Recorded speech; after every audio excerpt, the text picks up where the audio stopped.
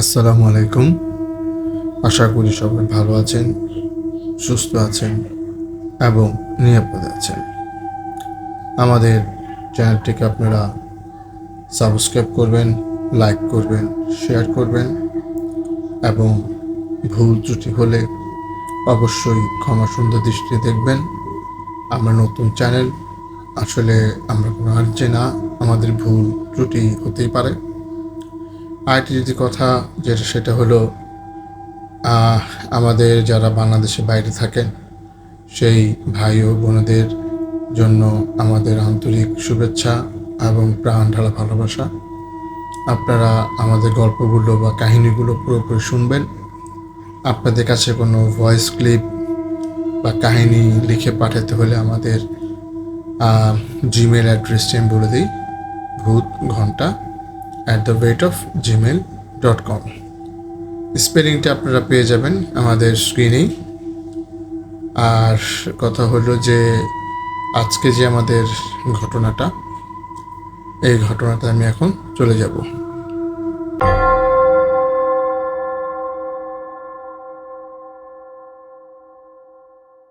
তো ঘটনাটি ঘটে গেছে আজ থেকে প্রায় ধরেন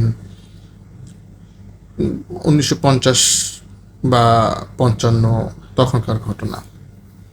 তো আমাকে যে ইমেল করেছে ওনার নাম হয়েছে সজীব। তো সজীব যেভাবে ইমেল করেছে আমি ঠিক চেষ্টা করব সেভাবে বলার জন্য। তো সজীব বলেছে যে আমি সজীব, আমি এখন মোটামুটি মধ্যবয়স্ক। আমার দাদার ঘটনা এটি। আমার দাদা অনেক নামাজ কালাম করতেন, কিন্তু তার ঘরে কোনো সন্তানাদি হচ্ছিল না। তো এই নিয়ে প্রায় দাদা দাদির মধ্যে একটা আপনার ঝগড়া সৃষ্টি হইতো। তো দাদা চিন্তা করলো যে আমি এখন থেকে রোজা রাখবো, তাহাজ্জুদের নামাজ পড়ব। এমনি উনি অনেক নামাজ কালাম করতেন, যদি আল্লাহ তার কথা শুনে তাহলে অবশ্যই তাকে সন্তান দান করবে। তো এইভাবে সে প্রত্যেক দিন আপনার রাত 12টা 12:30 সময় মসজিদে চলে যেতেন। মসজিদ পাশেই ছিল বাসার, তার জন্য সমস্যা হতো না তেমন। তো তিনি নামাজ পড়তে যেয়ে আবার ভোরবেলা আপনার ফজর নামাজ পড়ে বাসায় আসতেন। কিন্তু তিনি মাঝে মধ্যে লক্ষ্য করতেন যে উনি যে নামাজ পড়ছেন ওনার আশেপাশে কেউ যে আছে, একটা অনুভূতি, এটা উনি বুঝতে পারতেন। কিন্তু যখন উনি সালাম ফিরাইতেন তখন কাউকে দেখতে পাইতেন না। তো এইভাবে দিন কাটতেছে। তো একদিন উনি এই রাত করে মসজিদে গেলেন। তো মসজিদে যাওয়ার পর উনি দেখলেন যে আপনার প্রথম সারিতে যারা নামাজ পড়েন বা মসজিদে যান, খেয়াল করবেন যে আমরা পা রাখলে যেই আমাদের সাদা কাপড়টা বিছানো থাকে বা যায় নামাজ, একটু কিন্তু কুচকানো হয়ে যায়। তো উনি এই জিনিসটা খেয়াল করলেন যে অনেক প্রায় 5-7 জন হবে এরকম জায়গাটা, যতজন মানুষ দাঁড়ানো যায় এই জায়গাগুলো একটু কুচকানো। তখন উনি ভাবলেন যে হয়তো বা তারা নামাজ পড়তেছে। আর উনি সবসময় আপনার অনেক সুগন্ধ পাইতেন যখন উনি মসজিদে ঢুকতেন। তো উনি কী করছে এটা দেখার পরে উনি একটা কর্নারে চুপচাপ দাঁড়ায় আছেন, যাতে তাদের সমস্যা না হয়। তো তার কিছুক্ষণ পরই উনি দেখলেন যে সুঘ্রাণটাও চলে গেল। আর যেখানে তাকায় দেখে যে একদম সমান সুন্দর কাপড়টা, যেখানে আমরা দাঁড়াই নামাজের জন্য প্রথম বা দ্বিতীয় কাতারে দেখবেন প্রায় মসজিদে থাকে, এগুলা কাপড়টা ঠিক হয়ে গেছে। তো উনি বুঝতে পারেন যে তারা নামাজ পড়ে চলে গেছেন। তো উনি নামাজ পড়ে বাসায় চলে গেলেন ফজর নামাজ পড়ে। তো পরের দিন সেম একই। তো উনি চিন্তা করলেন যে আমি যদি তাদের কাছে কিছু একটা বলি, যদি তারা ভালো হয় তাহলে অবশ্যই আমি হেল্প করবে। তো সেদিন উনি রাতে নামাজ পড়ে কিছুক্ষণ বসেছিলেন। তারপর উনি বললেন যে সালাম দিলেন, সালাম দিয়ে বললেন যে আমি জানি আপনারা এখানে কয়েকজন আসেন নামাজ পড়েন, যদি আপনারা এখানে থেকে থাকেন তো আমার একটি অনুরোধ, আপনাকে আমাকে যদি হেল্প করতে পারেন তা আমার মানে খুব উপকার হয়। তো এটা বলার কিছুক্ষণ পরে সালামের জবাব আসলো।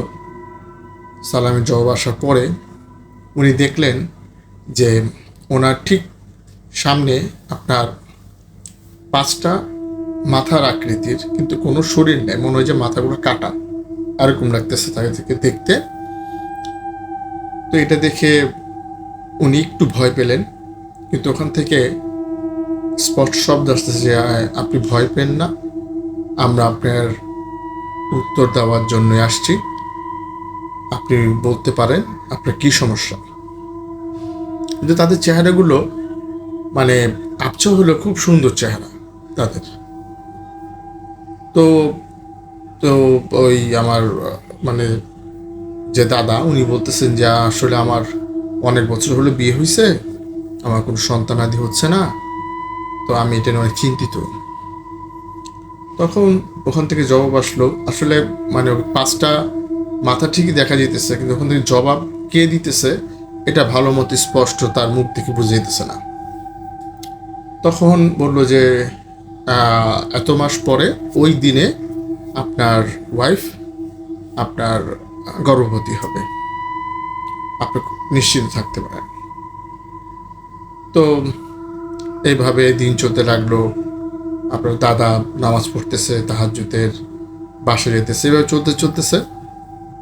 ঠিক ওই দিনই, ওই যে সময় তারা বলছে সেই সময়ই দেখা গেল যে জানা গেল তার ওয়াইফ মানে দাদার ওয়াইফ প্রেগনেন্ট। এটা জানা মতো দাদা খুব খুশি। উনি রাতে তাহাজ্জুদের নামাজ পড়তে এসে সালাম দিল। সালাম দেওয়ার পরে ওই ঠিক 5টা মাথায় তার সামনে আবার আসলো। আসার পরে তারা সালামের জবাব দিয়ে তাকে জিজ্ঞেস করলো যে আপনি ভালো আছেন? বললো হ্যাঁ আমি ভালো আছি, আপনারা যেটা বলছেন সেটা তো হয়েছে, আমার মানে ওয়াইফ তো এখন সন্তান সম্ভাবনা। ঠিক আছে, কিন্তু আমাদের একটা শর্ত আছে। তখন বললো যে কী শর্ত? দেখেন আপনি অনেক একটা ভালো মানুষ, আমরা চাই যে আপনি মানুষের উপকার করেন। আমরা এখান থেকে 3জন আপনার সাথে সবসময় থাকবো, আমাদেরও বয়স হয়ে গেছে। আপনি মানুষদের ঝাড়ফুঁক এবং জিন ছাড়ানো এই কাজগুলা করবেন, আর আপনার ছেলের সাথে বাকি 2টা জিন থাকবে যতদিন মানে ওনাদের বয়স, জিনের বয়স শেষ না হয়। ঠিক আছে, এভাবে চলতেছে। তো মানে দাদার সাথে সুন্দর জিন চলতেছে, ওদের গ্রামে একটা নাম হয়ে গেল যে উনি জিন ছাড়াতে পারে। তো ওইভাবে মোটামুটি এই 1-10 গ্রামে ফেমাস হয়ে গেল দাদা। তো এর মধ্যে মানে তার ছেলে মানে সজীবের বাবা না আমার বাবা, উনি জন্মগ্রহণ করলো। সজীব যেভাবে বলছে যে আমার বাবা জন্মগ্রহণ করলো। তো জন্মগ্রহণ করার পরে আস্তে আস্তে দিন চলতে লাগলো। তো তার কিছুদিন পর যখন সজীবের বয়স প্রায় 20, তখন মানে তার বাবা মানে দাদা মারা গেলেন।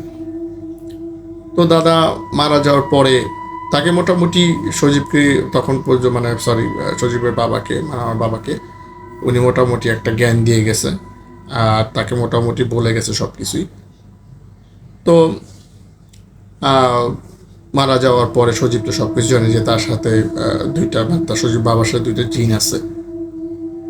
তো আমার বাবা আর কি যেহেতু সজীব বলছে যেভাবে, তো উনি তখন বয়স 20।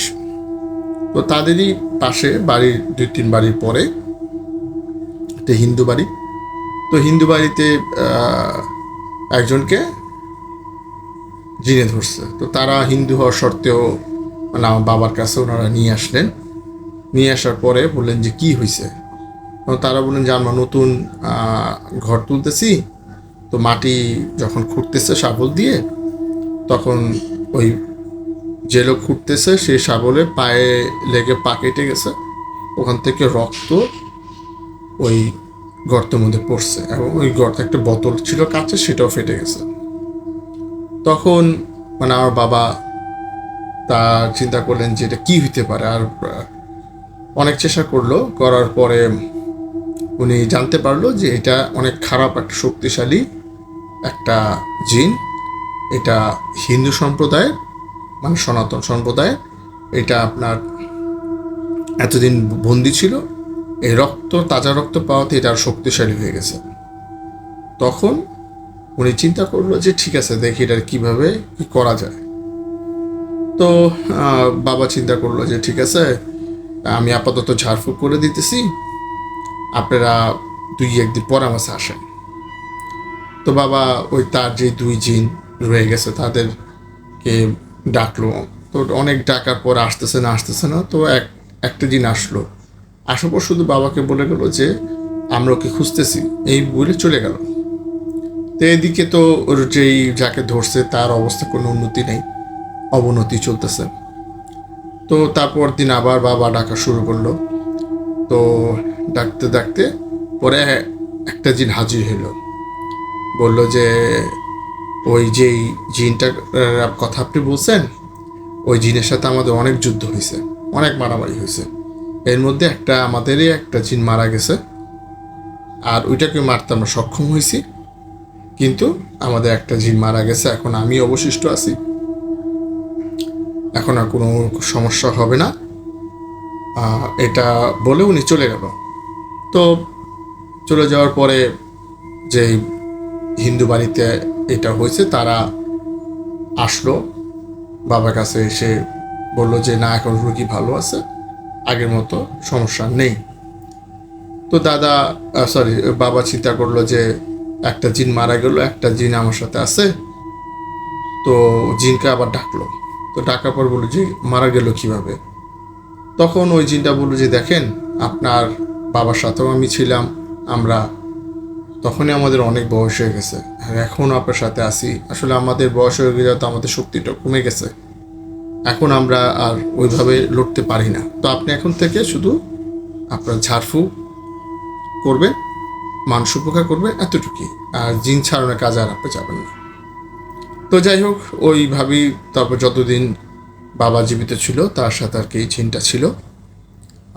তারপর বাবা যখন মারা যায় আর তার আর কোনো খোঁজ পাওয়া যায়নি।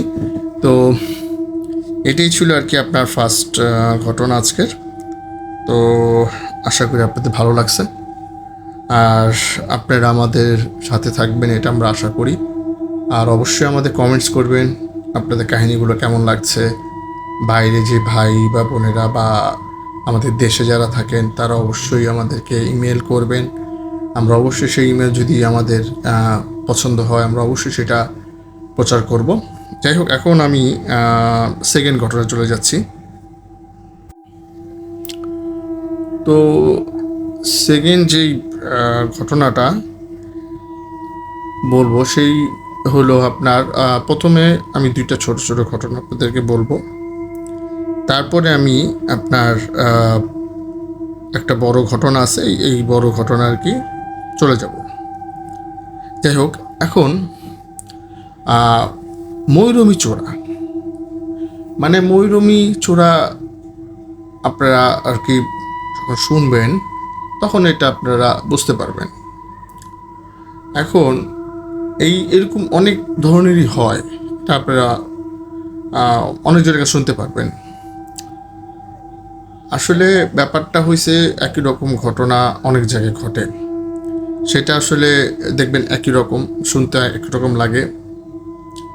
তো যিনি ঘটনাটা আমাকে দিয়েছেন উনি আসলে তার নাম বা ঠিকানা কোনো কিছুই আর কি প্রকাশ করতে মানা করেছেন, কারণ উনি এখন বর্তমানে খুব মানে বলতে গেলে এলাকার মানে প্রচলিত মুখ, যার জন্য এটা বললে হয়তো বা আপনারা চিনে ফেলবেন।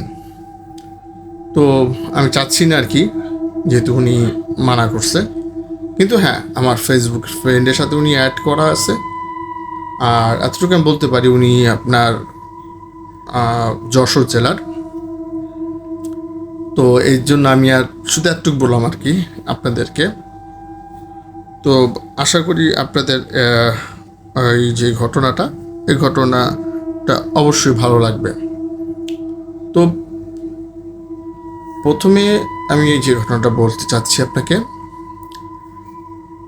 ওই মুন্সিগঞ্জ জেলার সিরাজগঞ্জ থানায় এ ঘটনা ঘটে। ওনারা বর্তমানে যশোরে আর কি থাকেন। তো আমি ঘটনাটা এক্স্যাক্টলি 65 থেকে আপনার 70 সন ওই সময় হবে। তো এটা আসলে অনেক দিন আগের ঘটনা। আসলে উনি অনেক উনিও যার থেকে শুনছেন ওনার বাবার কাছ থেকে। তো এক্স্যাক্টলি বছরটা বলা তার অনেক কষ্ট ছিল। তো ওনার বাবার কাছে যেভাবে শুনেছেন উনি, ওইভাবেই আমি আপনাদেরকে বলার চেষ্টা করছি। তো কাহিনীটি ঘটে গেছে ওনার দাদার সাথে। আর ওনার দাদা আপনার মৃত্যুবরণ করে 1970 থেকে 72 এর মধ্যে আর কি মৃত্যুবরণ করেন। যাই হোক, ওনার ঘটনার আবার সাক্ষীও আছে। ওনার ছোট চাচা, ওইটা এখনো আছে সাক্ষী। তো ওনার দাদা ছিল 5 ছেলে 2 মেয়ে। উনি ছিল আপনার 4 নম্বরে। তো আর তারপরে ছিল তার এক বোন, ওনার ফুপু। ঘটনাটি আসলে ওনার ছোট ফুপুকে নিয়েই। যখন ছোট ফুপু জন্মগ্রহণ করেন তখনই এই ঘটনার সূত্রপাত। ওনার দাদা আসলে খুব গরিব ছিলেন, তার ছিল শুধু 2টি বলদ। তো উনি সকাল হলেই এই 2টা আপনার বলদ নিয়ে বেরিয়ে যেত অন্যজনের বর্গা হিসাবে জমিতে চাষবাস করত। তো অনেক দরিদ্র হওয়ার কারণে উনি আপনার অন্য জায়গায় এক ছেলেকে কাজে লাগিয়ে দেয়। আর অল্প তখনকার সময় তো আপনারা জানেন যে আসলে খাওয়া দাওয়া বা থাকাটা একটা প্রবলেম ছিল একটা দরিদ্র পরিবারের জন্য। তো দেখা গেছে কোনো প্রয়োজন না হইলে আর কি তার ওই ছেলে বাসায় আসতো না। তো ওনার যে দাদা গরু দিয়ে হাল চাষ করতো, সাথে আপনার কবিরাজিও করতো। অত্র গ্রাম থেকে শুরু করে আরো 10-12 গ্রাম পর্যন্ত তার আর কি সম্মানটা ছিল যে উনি খুব ভালো একটি কবিরাজ। এবং উনি যাকে চিকিৎসা করত কোনো টাকা পয়সা নিতেন না, অভাবে ছিল তারপরেও। কিন্তু তারপরে উনি সবাই তাকে অনেক ভালোবাসত। আর তার কবিরাজি খুব ভালো, এই জন্য মানুষজন তার কাছে আসতো। এই জন্য তারা সবাই ভালোবাসতো, শ্রদ্ধা করত। ওনার যে দাদা কাজ করতো, অনেকে বলতো যে ভালোর সাথে কিছু মন্দ কাজ করলে কিছু টাকা আসতো, সমস্যা কি? কিন্তু ওনার দাদা সাফ সাফ বলে দিতেন, আমার টাকা দরকার নেই, আমি মানুষ উপকার পারলে করব, না হলে না। ওনার কাজ ছিল জিনভূত ছাড়ানো, কারো যদি বান মারা হয় সেটা কাটানো, কারোকে ব্ল্যাক ম্যাজিক করলে সেটা উনি ইনশাল্লাহ ঠিক করতে পারতো। আর যে জন্য কোনো সমস্যা যদি নিয়ে আসতো, চেষ্টা করে সে উনি ভালো করে দিত। আর আল্লাহ ওনার হাতে একটি স্পর্শই তখনকার দেখা যেত অনেক কাজ করতো। এটা একটা আল্লাহর নিয়ামত। এখন ছোট্ট আমি 2টা ঘটনা আপনাকে প্রথমেই বলছি। এখন আমি আপনাদের ফার্স্ট যে ঘটনাটি বলতেছি, এটা উনি ওনার বাবার মুখ থেকে শুনছে। উনি আর ওনার ছোট চাচা, ওনার বাবার ছোট চাচা ভাং, আপনারা আগে জানেন যে নৌকা দিয়ে মানুষ আসা যাওয়া করতো। তো ওই আপনার যে খাল দিয়ে ওনার আসতেছিল ধান ভাঙিয়ে নিয়ে নৌকা দিয়ে, তো ওখানেই ছিল বাঁশঝাড় আর আপনার চালতা গাছ। তো চালতা গাছ থেকে কে যেন মানুষের মতো বল যেমন মারি না আমরা, এরকম বল মারতেছে চালতাগুলো। হ্যাঁ, আর বাঁশঝাড়গুলো একবার নুয়ে যায়, একবার উপর দিকে উঠে যায়। আসলে তখন কোনো ঝড় টর কিছুই নাই। তো এইটা হওয়ার কারণটা কি? তো ওনারা অনেক ভয় পেয়ে যায়, ওনারা বুঝতে পারতেছিল না যে আসলে কি করবে। তো এটা দেখার পরে যে ছোটজন উনি বড়জনকে বলতেছে যে ওই চালতা গাছে চালতা মারতেছে, আর ওই যে বাঁশ ঝাড় যেতেছে। তো উনি ওনার বড় ভাইকে বললো যে মানে উনিকে ভয় পাইছে আর কি। তো এখন ওনারা যখন নৌকা নিয়ে কোনো রকম বাড়ি চলে আসলো, আসার পরে ওনার বাবাকে এই কাহিনীটা বলার পরে ওনার মানে বাবাকে নিয়ে গেলেন ওই জায়গায়, মানে ওনার বাবা চাচা মিলে দাদাকে নিয়ে গেলেন যেখানে চালতা গাছটা ছিল। তখন ওই চালতা গাছের সামনে গিয়ে ওই দাদা বলতেছে যে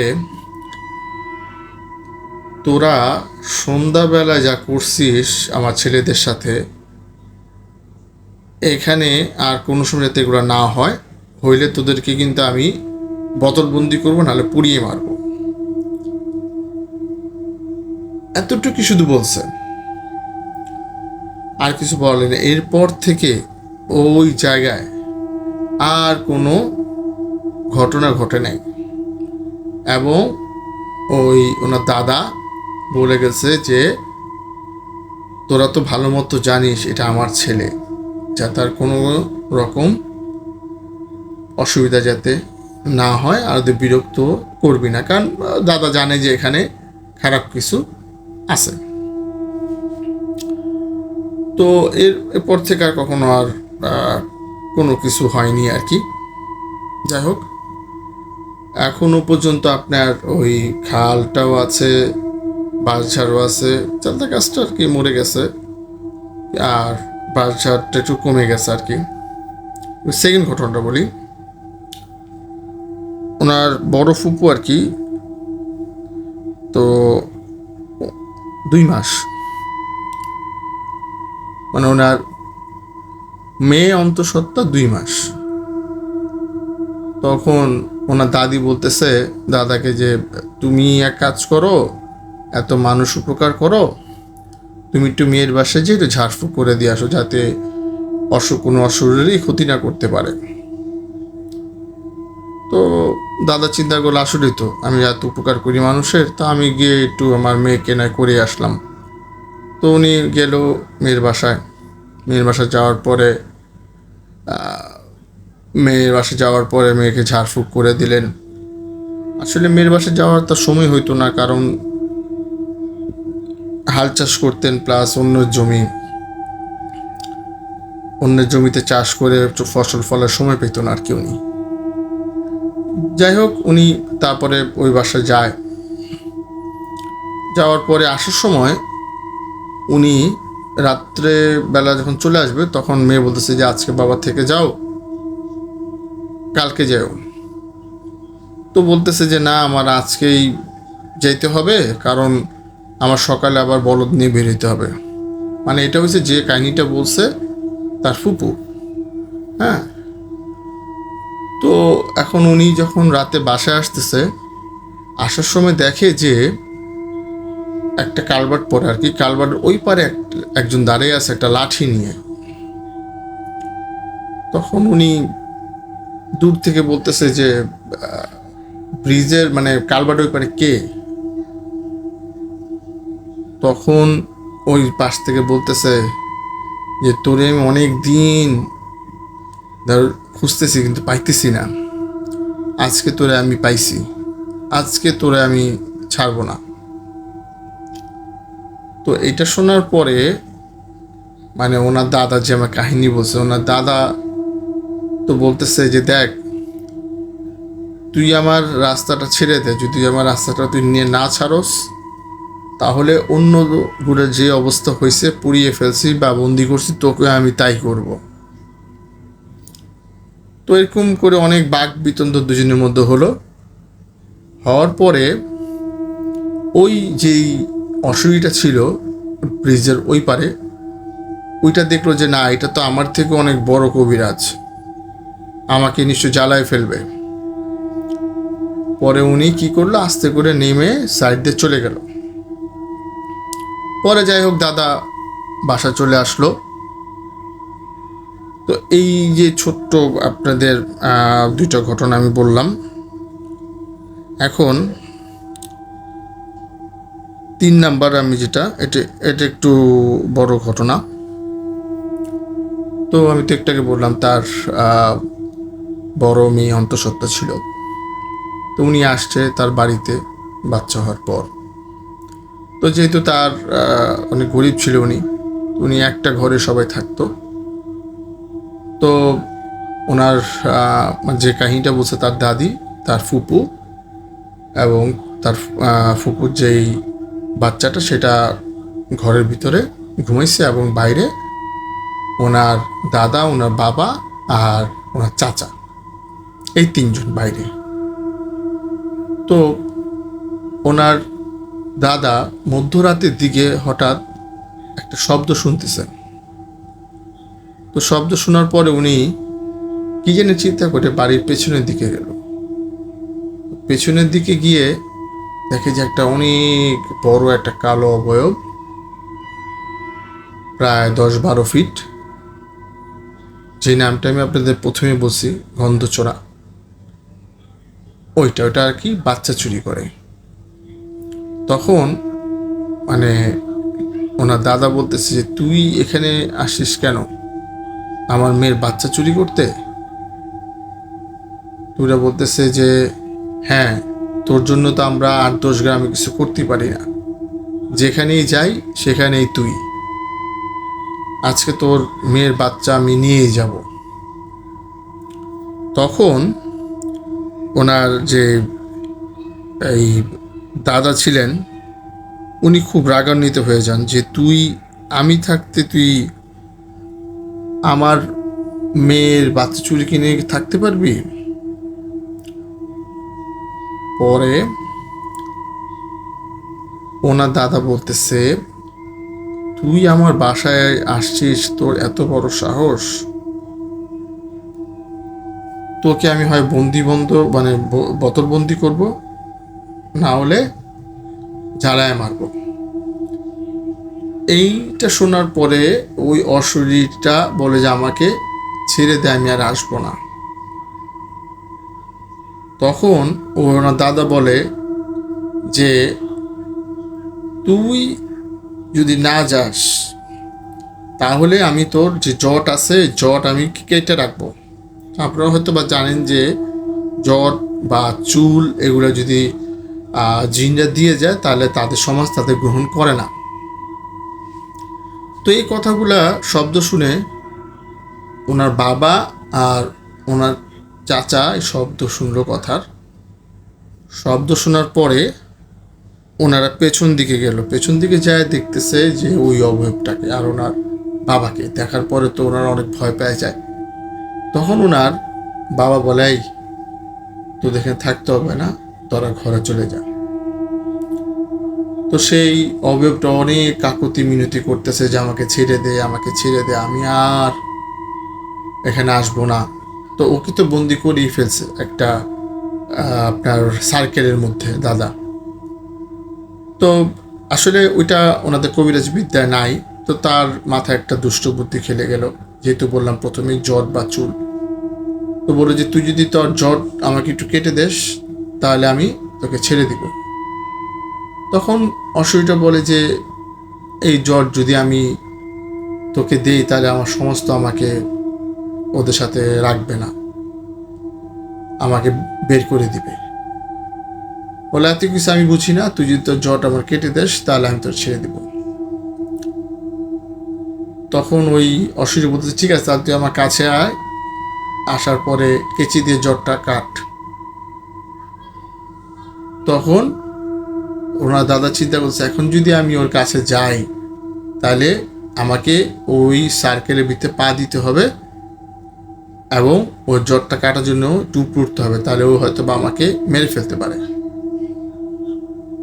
তখন ওনার দাদা বললো যে না, আমি তোর কাছেও যাব না, তুই নিজ হাতে কেটে আমাকে জ্বরটা দিবি, তাহলে আমি তোরা ছেড়ে দিব, আর নাহলে একটু পরে সকাল হবে, সূর্য উঠবে, তুই এমনি জ্বলে পুড়ে মারা যাবি। তখন অসুবিধা আর কী করবে, ও নিজের হাত দিয়ে জ্বরটা কেটে পরে চলে যায়। তো সেই জ্বরটা যখন দাদা হাতে নেয়, দেখে খুব সুগন্ধি জ্বরটা। তো যাই হোক, এইভাবে মোটামুটি 8-10 বছর চলে যায়। কিন্তু অসুবিধা যাওয়ার আগে ও দাদাকে বলে গেছিল, তুই যে আমার সমাজচ্যুত করলি, আমি যদি একদিন সময় পাই, সুযোগ পাই, তোকে আমি মেরে ফেলবো বলা। তখন দাদা বলে, আচ্ছা দেখা যাবে। এরকম 8-10 বছর চলে গেল। চলে যাওয়ার পর তখন বর্ষার সিজন। তা আপনারা জানেন নর্মালি যে মানে গ্রামের ওয়াশরুম একটু দূরে থাকে, তো বর্ষা চারিদিকে পানি। তো তাদের ওয়াশরুমটা গেলে আর কি একটু পানি হয়, তো ওখানে একটা ছোট নৌকার মতো আছে, তো নৌকা দিয়ে আর কি ওয়াশরুমে যেতে হয়।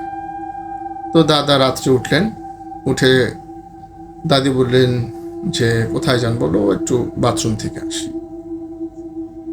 তো তাদের আর ওই আগের 8-10 বছর আগের কথা মনে নেই। তো যাই হোক, ওই উনি যখন মানে নৌকা দিয়ে বেরিয়ে, নৌকা দিয়ে ওয়াশরুমে যাবে আর আসবে কতক্ষণ আর লাগবে। তো এরকম অনেকক্ষণ হয়ে যায়, উনি আসে না। পরে ওনার দাদি বের হয়, দাদি বের হয়ে ওনার বাবাকে, ওনার চাচাকে, আরও 2-1জনকে উঠায় আশেপাশ থেকে, যে ওনাকে তো মানে দাদাকে তো পাওয়া যেতেছে না। ও তারই একটু দূরে তার অনেক টস মারে দেখে, তার একটু পর দেখা যায় তার নৌকাটা দেখা যেতেছে, কিন্তু তার মাথাটা পানির নিচে এবং পা দুটো পড়ে, মানে ওনাকে মেরে ফেলছে।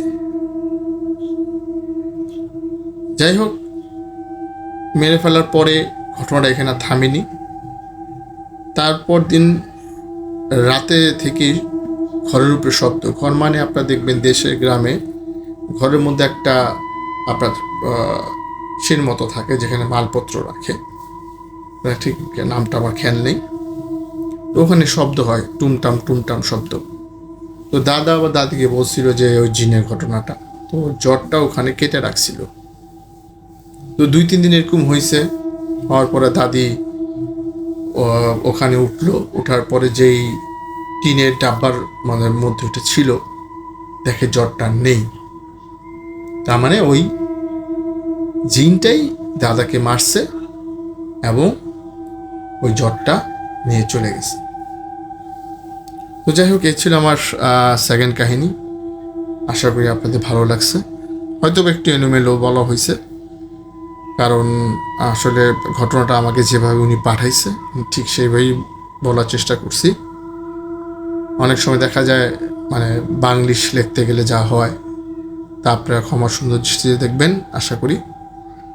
তো আমাদের আজকের মতো এখানেই বিদায়। আর যাওয়ার আগে একটা কথাই বলবো আপনাদেরকে, আপনারা আমাদের যেভাবে সাপোর্ট করছেন, আশা করি সামনেও ওইভাবে সাপোর্ট করবেন, আমাদেরকে গল্প পাঠাবেন, আর আমাদের চ্যানেলটিকে সাবস্ক্রাইব করবেন, কমেন্টস অবশ্যই করবেন, আর আমাদের চ্যানেলটির বেল আইকনটি প্রেস করে দিবেন, যাতে যে কোনো ভিডিও আপলোড হলে আপনার সাথে সাথে পেয়ে যান।